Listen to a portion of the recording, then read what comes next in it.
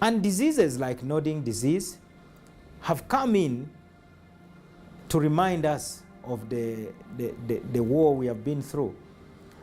I understand that the true cause of the nodding disease is in the chemicals that were being deployed, actually banned weapons. I remember a time when along the road, we told a young girl was invited by Museveni to come and address. He thought he would achieve his propaganda purpose. He thought the girl would say, you know, I thank the UPDF for rescuing me. The girl said we were running away from the Uganda government troops. Then a helicopter came and started throwing gas at us, and we were covered in gas. Now, those are chemical weapons that are illegal.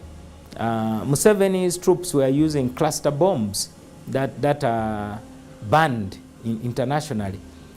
I understand the nodding disease could either be from experimental foodstuffs that were genetically modified, or residues from bombs and chemical weapons that polluted the water.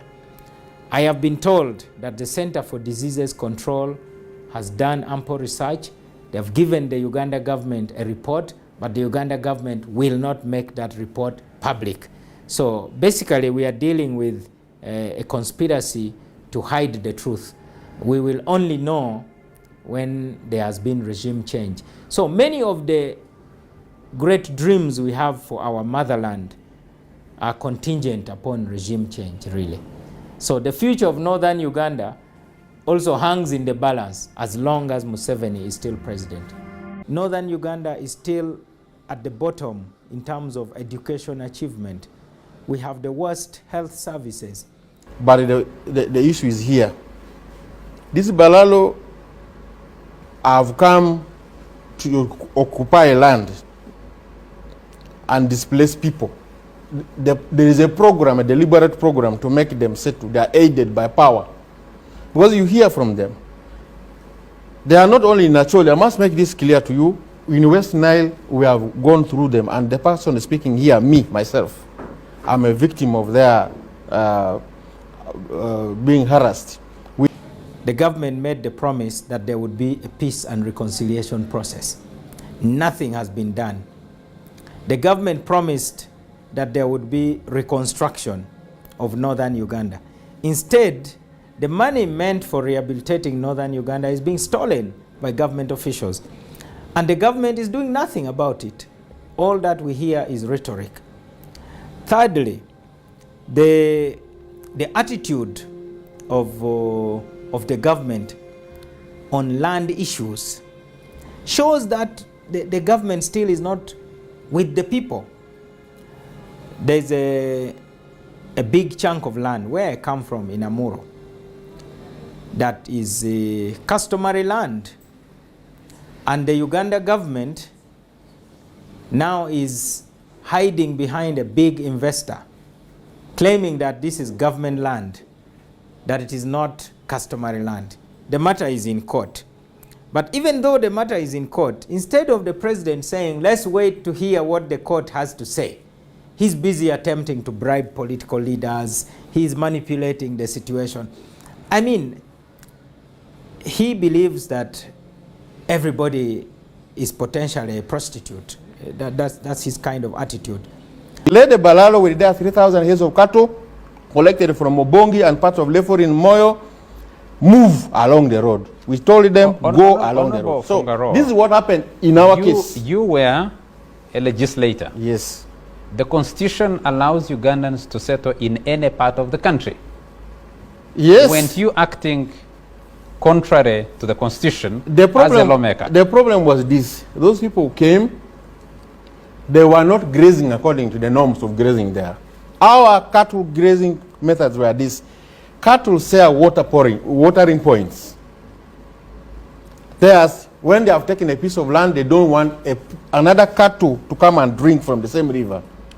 Secondly, our cows could not be driven through gardens of people without feeling sorry. But for the Balalo, even if they drive their cattle through your garden, you are supposed to apologize to them, instead of them apologizing to you. You're whipping up sentiment, aren't you? I mean, this is what happened to me. I was chased with whipping, guns like this. I'm telling you a story. Up sentiment. No, I'm telling you a story which happened to me, and we have captured it on camera. And we thank the president. Isn't your argument a contradiction when you say Balalo are non-Ugandan, but you're saying these same people have army officers who are supporting them? Kagame is not a Ugandan, but he was an army officer here. So they were calling Kagame? No, I'm giving you an example. I'm asking. There are still some non-Ugandans who are in the army of Uganda. You think the Banyarwandas have gone all? Some of them who were here with the Rejema, with the Kagame, with the who, they have remained in the army. And these are the ones who are called. And they speak in favor of this Balalo here. You're aware, Honorable Fungaro Caps, that the Constitution lists. So are you talking about Rwandan citizens or Banyarwanda? Is Kagame Ugandan? No, this is an example. His Excellency Paul Kagame, is he a Ugandan? He's the president of Rwanda. I mean, is he a Ugandan? A Ugandan being a president of another country? No, so I'm asking the truth here is, we had people who are not Ugandans. But I don't mind, because many of my relatives are in Tanzania, so. A few moments later. When he talked about Uganda and then Rwanda, sometimes people confuse. And in fact, because I have also lived and grown up in both countries, it's not clear which one I belong to. Sometimes they think, some think I'm the president of Uganda, others think I'm the president of Rwanda. So. But you know, doubling as a Rwandese, a Congolese, and I do believe that it is a huge thing that we need to start thinking about. And our parliament, we should enact laws that safeguard our citizenship, which we don't see. Congo had been harboring the enemies of Uganda for a long time under Mobutu. We need to start thinking about. And our parliament, we should enact laws that safeguard our citizenship, which we don't see, because it's a huge thing. Thank you.